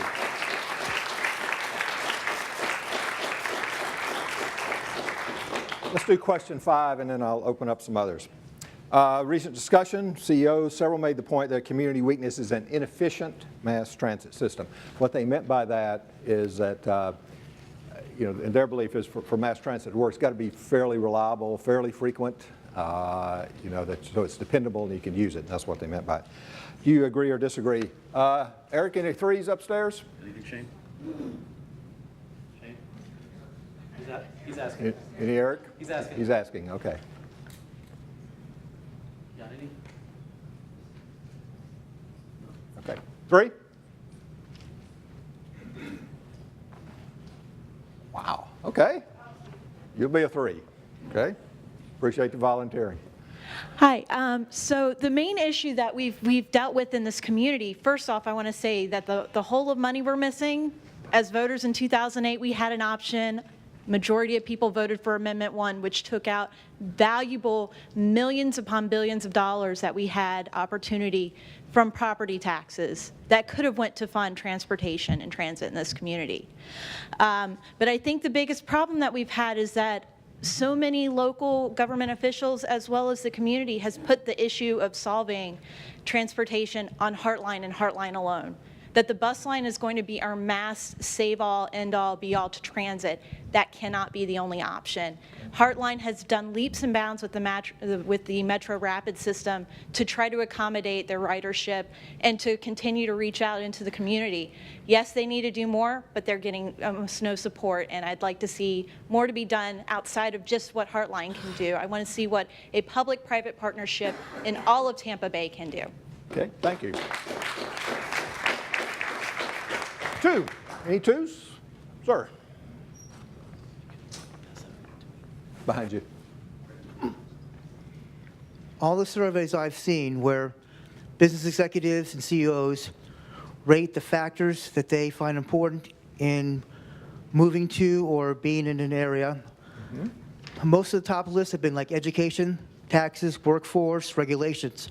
Public transportation is usually towards the bottom of the list. And people say, well, is it really that important? I mean, remember during the high-speed rail debate, everyone was saying that, without high-speed rail, well, we're not going to get anywhere, we're not going to get any companies. Well, Squibb, Amazon, and Sam Bass Pro Shops says they were wrong. So I think, basically, transportation is something we need to look at, but it has to be looked at very carefully and very intelligently. Okay, all right, thank you. 4, sir? I almost said 5, but the reason I didn't is because the word weakness is too strong. We're 10 or 20 years too late, but it's not too late to take the current technology and use it as it is today, and not cry about the 10 or 15 years we shouldn't have waited. The metrics on the subject of mass transit is like Ms. Overman's 3 hours for one of her children is 3 hours that not only could be spent in an hour or an hour and a half with the right transportation mechanisms, but also be spent writing and solving and learning and producing on their device with respect to the value of that 1 or 2 or 3 hours. Secondly, it's $8,500 a year for a car. That means you can afford a $250,000 home instead of $100,000 for your family and your lifestyle. Thirdly, a 10-minute commute rather than a 22-minute commute is exponential. It means more time with your family, more time to basically enjoy all this fantastic lifestyle that we've been talking about. And the fourth metric is the ability to actually get folks to come to your community who are the kind of folks who will be your best possible nurses and doctors and cultural contributors, all of whom need, with all due respect, as Greg Celestan, the president of the Greater Tampa Chamber, put it with your CEOs, I'd have to tell someone, why come work here versus the 15 or 20 or 25 places they might work instead? The why here needs to be our role in alternative transportation. Okay, thank you. Is there one? Mike, please. Okay, thank you. Well, I disagree with them for one thing because I did watch the video of the meeting, and they really were not talking about inefficient mass transit. They were proponents of rail. But the reason I chose a 1 is because what I think is lacking is, or the problem that we're having is too much regulation. And what I mean by that, especially in transportation, we have a public transportation commission who mandates if a private company wants to come in and you get on your smartphone and call up a car, a minimum of a $50 charge. So if we were to reduce some of our regulations, that would definitely help us with our transportation options. And as far as Charlotte and their rail system, they've got an income tax, they've got all kinds of taxes. Their unemployment rate is 2% higher than ours. So it's not economic prosperity to have a rail system necessarily. We've got the metro rail system was a fraction of what the light rail system cost. They were projecting $1.5 billion for the same corridor that we spent $25 million. We've got the same thing. There's transportation solutions. We've just got to get out of this mentality that you have to have a rail car in order to have mass transit. These buses are clean. There's no reason that we should promote this snobbery of people who won't get on mass transit unless it's a shiny new rail car. Okay, thank you. There are 5 in the room. I don't believe you spoke yet. No, sir. But there, got to take the mic, though. Oh, yes, absolutely. All right. Better now? My name is Andrew, and I am the director of Tampa Bay Bike Share. And I think that, thank you. I think that what everything we've talked about here so far, we've addressed a lot of important points, like the cost of mass transit or the destinations that you can achieve with things like rail. And I think it is absolutely vital that we engage the private sector as much as we can to make sure that the taxpayer is not burdened with these costs. And private sector is very interested in operating in these ways, and guess what? I'm one of them. I'm one of the entrepreneurs that came here, saw a market opportunity, and we will bring bike share at 0 taxpayer expense. We can do that with the, thank you. We can do that for a very low taxpayer expense with things like the Bay Ferry. There is private enterprise interested in making this work and making it economically viable and returning money to the coffers of the taxpayer through all of the different jobs that they create and the taxes levied on that private company. So I think we can solve a lot of these problems by looking more to the private sector to promote these different ideas, and we can achieve all of these different goals by working in unison. Thank you. Great, thank you. We have another 5 who haven't missed a vote. This gentleman back here hadn't a chance to speak yet. White collar. Second to last row. Hi, my name is Michael Marino, and I guess in the interest of fairness, I work for council in Monteleone. I figure it was appropriate to say who I work for and where I work for. In full disclosure.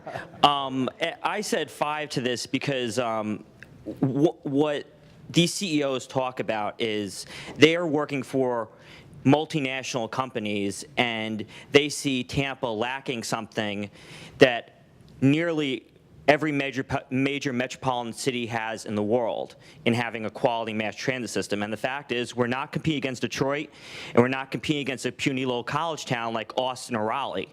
We're competing against Denver, we're competing against Phoenix, we're competing against Miami, we're competing against Orlando. And all those cities have made the investment in transit, and they all have development around transit: job growth, residential growth, retail growth. And when you're thinking about Hillsborough County and the city of Tampa and Pinellas County and St. Pete and Pasco, all of us, think about all of us. What is this region going to look like in 2040? Is it going to look the same? It's not. So you have to consider what this region looks like in 2040. If you want it to look the same, then we shouldn't be here. But if you want to see it improve, if you want to see it continue growing and bringing real jobs here, talented people here, and creating a community that embraces all people, all spectrums, economic and social, then you have to think about 2040. Don't think about tomorrow, don't think about next year, think about 2040 and what are the transportation needs of my children, your grandchildren, maybe some of your great-grandchildren. I bless you if you get that far. But that's how you have to think today. Okay.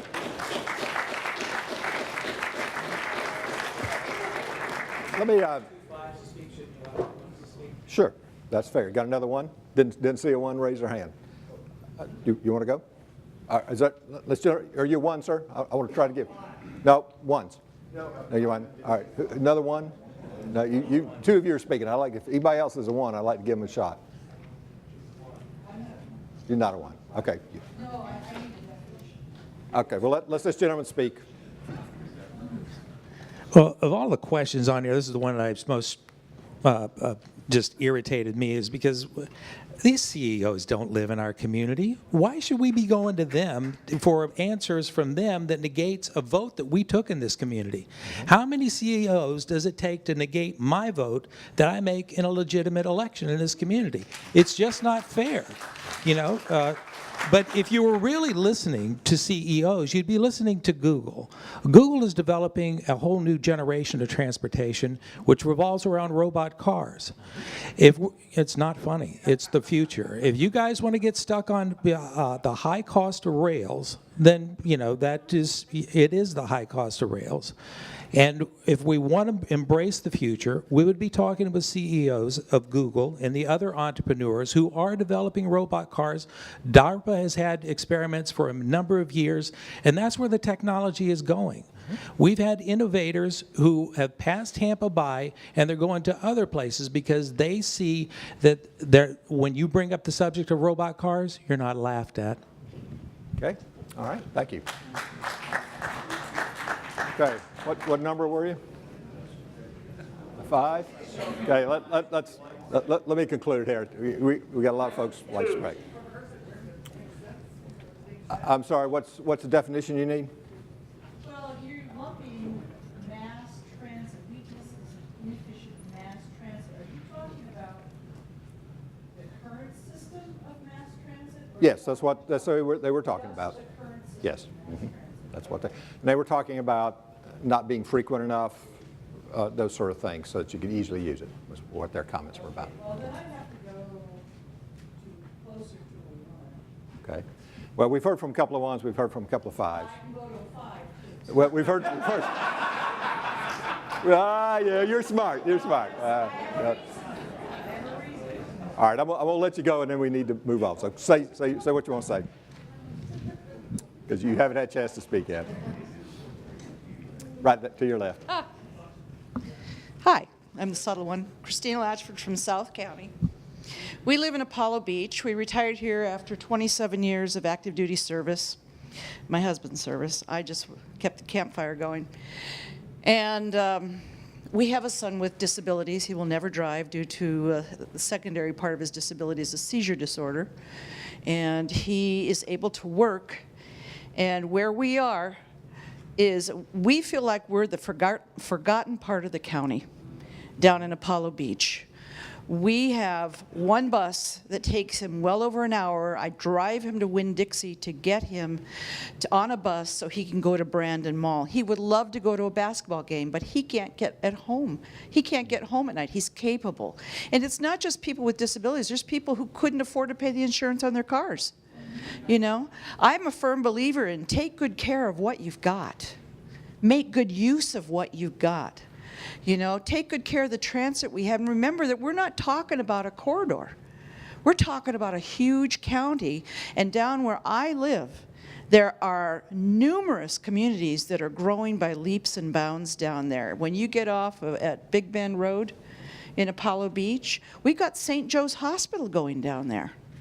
People are going to come to this hospital, you know, who may have a medical condition or want some other means because there's specialty care, just like the nurse practitioner was saying. So a well-developed transit system that shows some capability of sustaining itself and then working towards one on a higher level like a mass transit rail. And by the way, I worked on Sacramento Light Rail. I was there from the beginning to the end of it, okay? And I can tell you, whatever the cost is, double it. Double it. And, you know, so you can't let this be run, you can't take it by face value. But this should serve everybody. And I feel like where we live, we're the stepchild. Okay. My son is isolated, and it breaks my heart. Thank you very much. Okay. Here's what I'd like you to do. Y'all have said a lot of things tonight. I want to try to capture some of them, and you correct me, and things I missed you want to tell, because there have been a lot of perspectives here. And in no particular order, okay? No, don't take it in order. One perspective is this is so expensive, we just really can't afford it at a mega picture level. We may be able to afford pieces, slices. That's one perspective I've heard. Another perspective I've heard is if we don't have these features, we're not going to be able to be competitive on a global basis. You know, we need to have that. Another perspective I've heard is we're winning, you know, a la Amazon, Squib, et cetera, and we don't have it. So that's what I just said is wrong. You know, we don't really have to have this to win economically. That's a different perspective. And that's some tension, obviously, between those two. Another perspective, which this young lady from the University of Florida so smartly said. Blind squirrel can find an acorn once in a while. You can use it. Yeah, oh, thank you. I appreciate it. There's a lot of literature saying that and I forget what generation you call millennial or X or what? I don't know. Well, yeah, the folks of your age really have a very different attitude about cars. They really just aren't infatuated with having a car and the expense of a car and all that stuff. They would rather be able to have some other choice than that. Okay, and maybe that's for folks with gray hair too. But at least we talk about there's a generational shift about transportation preferences going on, and the young man back there said that's the same thing. So that's another perspective I heard tonight.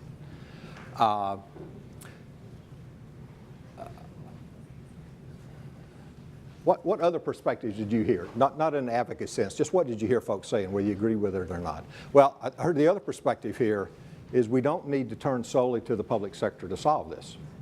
That there's a lot of public-private partnerships or true private activities.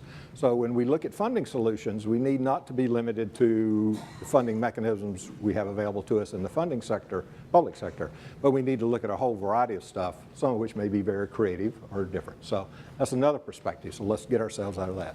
Another perspective you heard, sir. Well, clearly we've heard a lot of, hi. You know, clearly we've heard a lot of stories and here around the needs for transportation. So very compelling type of stories here. So we certainly have a short-term need to do something now. Okay. We All right, cannot so- afford to wait and wait for some magic pie in the sky ideas. We need to build upon the success, you know, ideas like the Metro Rapid, continue to elaborate, build those out, and take advantage of those cost-effective solutions now.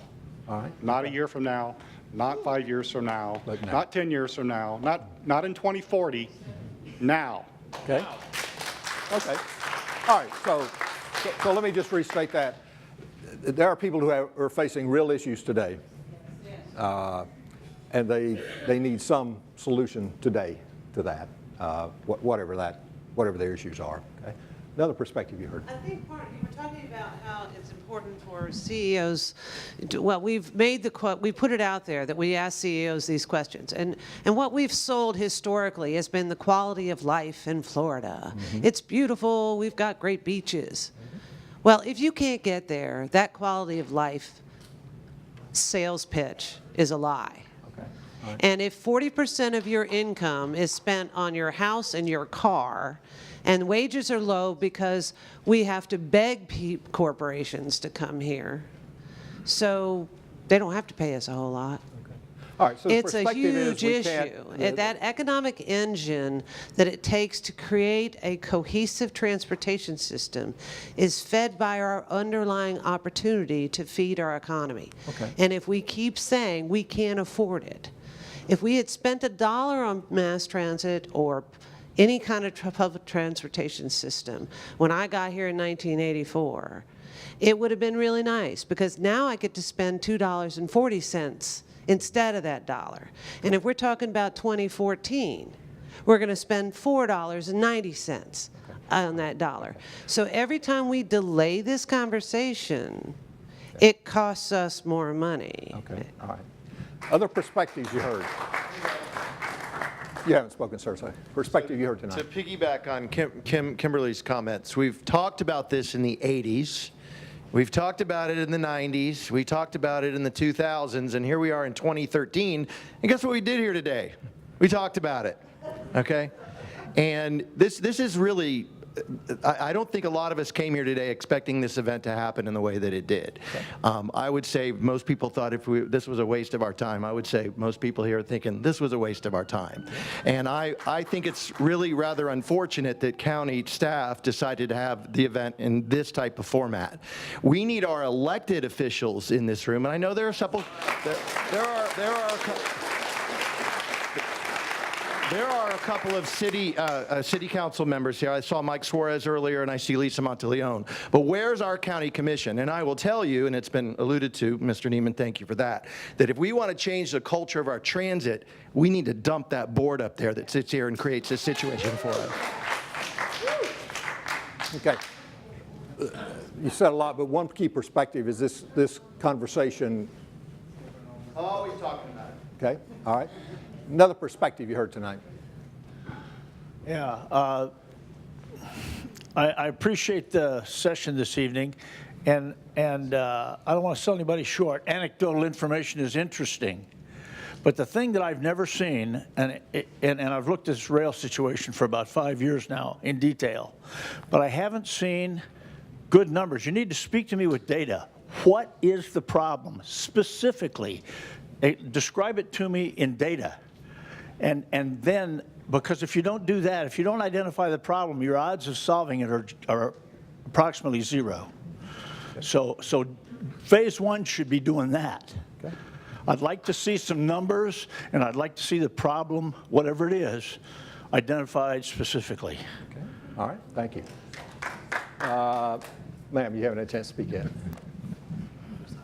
Respectfully, sir, this is a generational issue.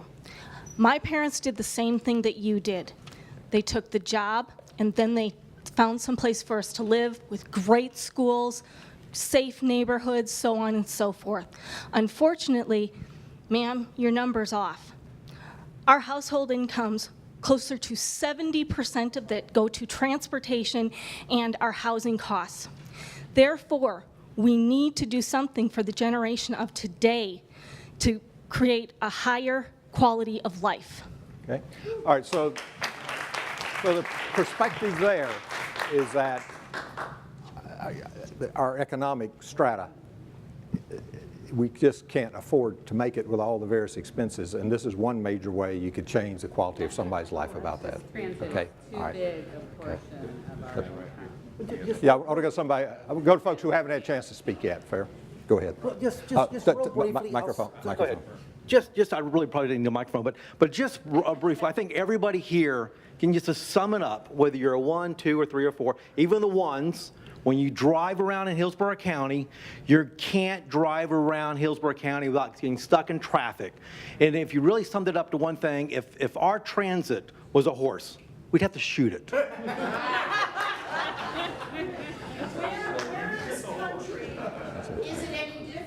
Okay. Hang on, guys. No. Okay. All right, folks. Let's acknowledge we have that. Here's what I'd like to know from you. We had this format tonight because we had no idea whether 10 people would show or a whole crowd. I'd like you to talk to me about other formats you would like to have. I won't promise when they'll occur because those are the choices of the policy group. What other formats would you like to have for discussion? Let me go to somebody who hasn't spoken yet. Sir? Fairness, I'm trying to give everybody a chance. Your preference, another format that you'd like to see? I think this format is good, but I think advanced notification in terms of providing materials and bringing comments would be probably be more streamlined. All right. And I assume all of you signed up tonight, so we have the capacity to do that now. So let's do that. Oh, you didn't? Oh, okay. Didn't know that. Okay, well, I'll take that feedback. Ma'am, format you'd like to see? Yeah, I'm talking about formats. What would you like to see? Format I'd like to see is have the BOCC actually sit here and listen to us. 2, that's 1. Okay. 2, I would like to, I would also like to know what this seems to me is just a lot of people talking about what their perspective is. What we need to do is have a plan on what we're going to do and how we're going to address it. And we need to start having that right now, not waste more time doing this. Okay, all right. Okay, sir, you want to speak? Yeah, I'd like to see at the end of this, well, sooner rather than later, some type of deliverables that this county is supposed to, some type of plan that we're supposed to be putting together. Like, I agree with everyone in this room. We've talked about this for 20 years. We talked about this since I moved here 9 years ago, and I'm still stuck. It took me half an hour to get from Kennedy and McDill to get to this building here. That's just down the road. Like, this is ridiculous. And I'm tired of sitting in sitting on that road, coming to meetings like this, having the same conversation. We need to have a real conversation about a plan to put together that's a comprehensive plan for everyone who lives in East County, who lives on West Shore, who lives anywhere in this region. I live in Seminole Heights. I want to see a plan that addresses every single region in Hillsborough County and has an option, at least some options for us moving forward for transportation. Okay, thank you. This gentleman hadn't had a chance to speak yet, so he's coming with the mic. What you'd like to see in terms of format? I want you to come to East Hillsborough County and hold this meeting. Okay, so you'd like a locational change? Yes, as well as other parts of the county. Okay, all right. Well, that was going to be my next question, but I'll take that. And that's kind of what I'm saying too. I think you need to identify on all sides of the equation other stakeholders that need to be engaged in this conversation, because they're not only going to bring their opinions, but they're also going to bring some information. And I think you're going to be missing that information if you don't broaden who stakeholders, you know, are engaged, you engage with. Okay. So you'd like to see a broader set of voices in the room, and you'd like to see it moved around the county some. Sir, you haven't had a chance to speak yet. Second row. Microphone. Yeah, it seems like we've been here before, and I agree with Mark and a couple of the people speaking. You know, I know there's an organization out there called TBARTA, and that's a regional look at the whole system, mass transit. The previous, what was it, Moving Hillsborough Forward, back in 2000 when it was on the ballot, had a plan. Why don't we take what we've got and bring it to let everybody comment on it and tighten it up so we can get a consensus? Because this is just regurgitating things that we've done before. Okay. All right. Okay. So you'd like to see plans are plans. I want to try to go to folks who haven't had a chance to speak yet. Sir? I think this is a useful forum, but I think I'd like to see personally just more data, more details. This is kind of turned into more of a sort of a straw man type thing. We need to see what the facts are. I realize the whole picture hasn't been fully addressed because that's what we're trying to do. But maybe have some hypotheticals. Have 3 or 4, 5 maybe different models, showing a map. Show Hillsborough County, show where the trains, if it's light rail or these other alternatives would exist. What are the true costs of it, dollars and cents, right? What would the taxes be? Because if we're going to have an intelligent conversation about this, we have to actually have information. Okay. We can't just have this sort of emotional appeal. It's important to people for a lot of really good reasons. But if you're asking us to pay more taxes for it, we need to understand exactly what that cost would be. Because it may not be as bad as some people are saying, but we don't know. Okay. All right. See, this gentleman has a. Okay. I'm from Pinellas County, and it appears to me that Pinellas County, does have a well thought out transportation alternative. My understand November of 2014 we have a referendum on the ballot, and hopefully that goes through. It's disappointing to look at this map and to see the creativity in Pinellas County and then gray space here in Hillsborough. So again, if I could second the motion that some thought needs to go into what is the art of the possible in Hillsborough County, and let's connect these ideas and get it out to vote and hopefully build it. Okay. Let me respond to this last point real quickly. What's going to happen in September is we're going to start looking at what I'm calling the key economic spaces, and at a detailed level in terms of what's in there and what people need to be there and want to be there. Okay? So that's where we start to get concrete about it. Now we've got to work through those, and then starting in January is when we start to lay out each of these alternatives and their cost and their benefits. And I say that to you because you need to make choices about how you want to use your time. If what's important to you is to be able to see, here's the alternatives, here's what it costs, here's what we think the benefits are, that's when you need to join or rejoin the process.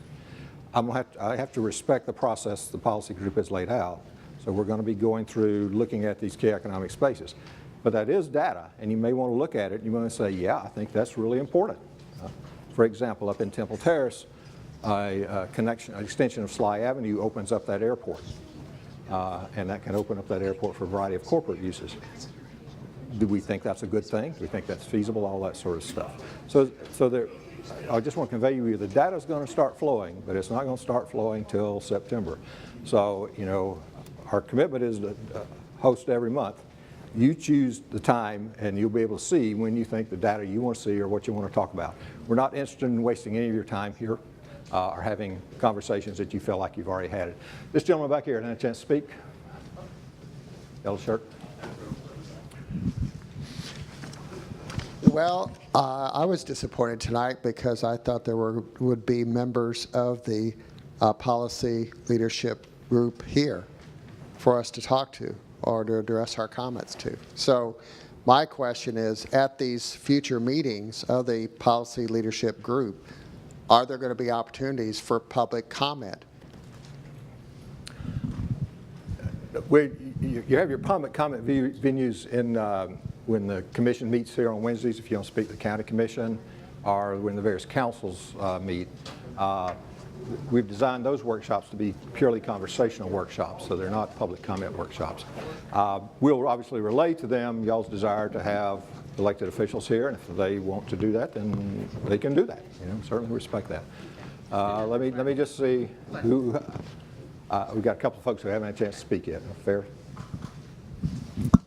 In terms of a venue, moving the meeting around, okay. I just wanted to offer this. Most of the people who are most dependent on buses, for instance, are poor, and they don't generally come to meetings like this. So you wouldn't come down here, it's a long way to go. So try to find a way to get your inquiry to them. Okay.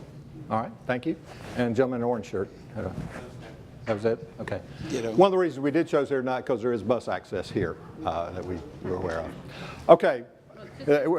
All right, let me go to the question, then we'll go quick round. Anybody wants to say anything, we'll ask you to say it in 15 seconds and then sit down because a lot of folks want to say something. Go. The key economic space analysis, has that not been done before? No. With previous planning, I thought that we had identified our economic major job areas before. They've been identified at one level, but not at the level we're looking at it on. 15 seconds, go. I'd like to see the format that doesn't spend more money studying an issue that's already been studied. Okay. 15 seconds, go. I don't think it was a waste of time. I think the commissioners and those 4 other folks, one of them yesterday said this is not their meeting, this is our meeting. I don't think it was a waste of time. I've been watching this for 39 years. Our moment may have finally come, and it looks like this is kind of healthy, doing it right finally with the new technology. But I think those commissioners are highly interested. I don't think they wanted to look like they had our agenda. Right. They wanted to hear from us. That's absolutely correct. Go. I'm sorry. Talk about spaces to have this, the University Area Community Development Center, which is close to the University Area Transit Center, would be an excellent place. Reagan Park Community Center, Seminole Heights Garden Club. There are a number of places like this where we could do this. We need a process. We need this board to tell us what the process is, when they're going to deliver a product, and it should not take another year and a half to figure out what we need to do here in Hillsborough County. We need to move on this and not make this a career position. Okay. A quick comment. Ladies and gentlemen, there are sign-up sheets on the table when you're leaving. If you'd like to leave your name, address, and email, there's also some sheets going around. Okay. All right. Sir, we will end exactly at 8. I want to respect your time, so go ahead.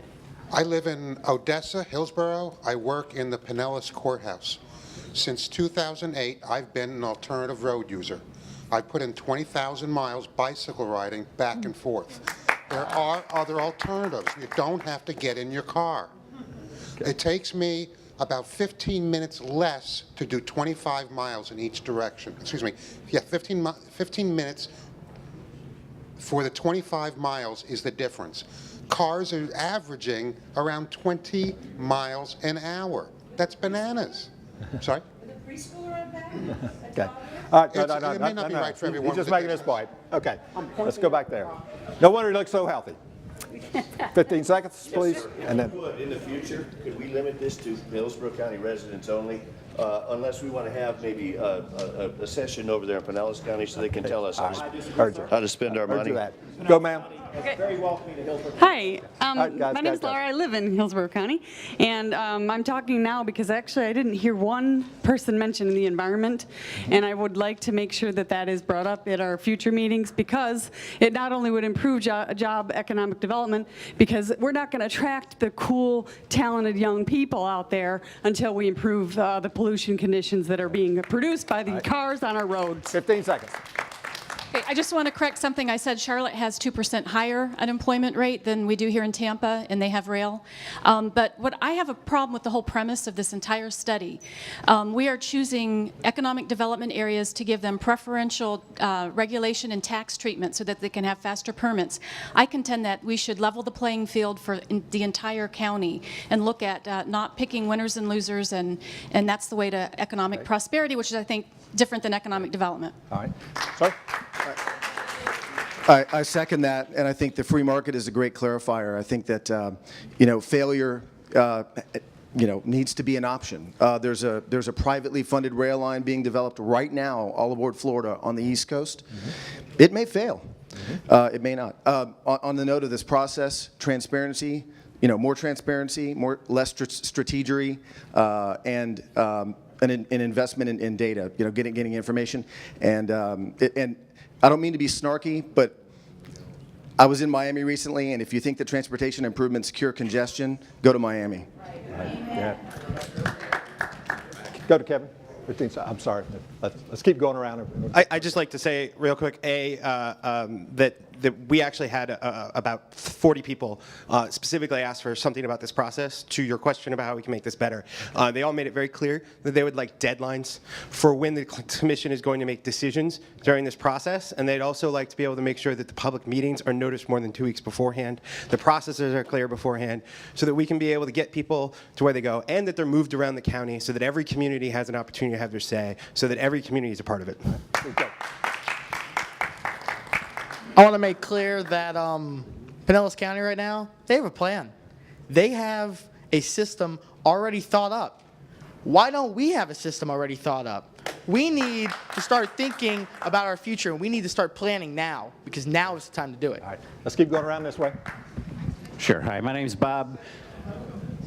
And I'd just like to say that one thing we really haven't looked at all, we need to, I would encourage the government to have more outreach into a variety of local communities, because the model that we're looking at for economic development very well may be changing right under our feet. There are more smaller scale cottage types of industries that are developing, and part of that is because of the fuel cost, and they're going to continue to escalate. We need to keep things closer to home and have transport that supports it. All right, ma'am, and then ma'am. Go ahead. I think that what some people have said, that there's few cures for congestion, is true, but we can give people the freedom to not have to sit in it. And I think we need to stop pretending that building roads is free.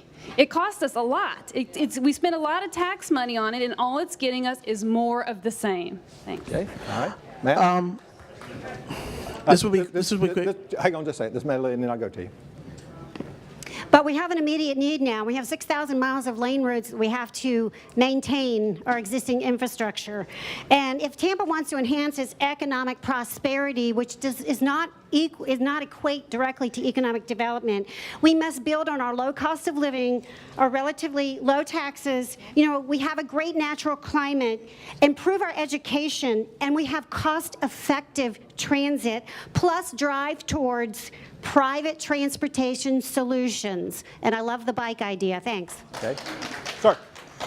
This will be quick. Like I said, I spoke to Congressman Soriano in New York City. He did tell me that in New York City, the transportation, they're still growing. They have invested more transportation than ever. And if the New York City can do it, we can do it. This is our time. And we need to come up with a solution or more money to invest in transportation. Because if New York can do it, we can do it. Okay, good. Sir? I just want to make a comment on the gentleman that said Pinellas County has a plan. I can tell you why Pinellas County has a plan, because for the last 10 years and then 10 years again continued, they had penny for Pinellas. And they have been able to leverage a lot of funding because of matching funds. Okay, all right, thank you. So we have not invested. All right, thank you folks for coming tonight. We will communicate about the next if you'd meeting. like, remember, please sign up on the sheets on the tables outside. You did a good job. You really did. You really did it. You went right through. You did good. Well, thank you. I appreciate it.